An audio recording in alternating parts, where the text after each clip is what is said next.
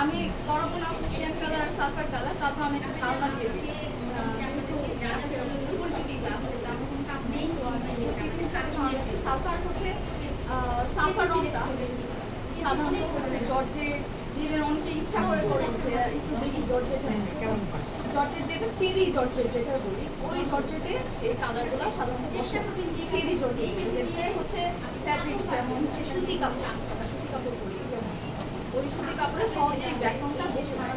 কিন্তু হচ্ছে যদি আমরা একটু জর্জেট মানে ফেব্রিকের গুণাগুণ ওটার মধ্যে না কিছু কিছু জর্জেট থাকে যেটার মধ্যে হচ্ছে সুতির একটা আভা তো ওইটাতে আপনি এই রংটা করতে পারবেন। এটা স্থায়িত্ব খুবই কম, আপনি যতবার এটা শুনবেন ততবার এটাতে রং বের হবে, কিন্তু ব্ল্যাক রঙে রং বের হবে এর স্থায়িত্ব বেশি। আপনার কাপড় ছিল যাতে তাও এটার রংটা উঠবে না। তো বাণিজ্যিক ক্ষেত্রে আমরা যারা ঘরে বসে যে যারা এই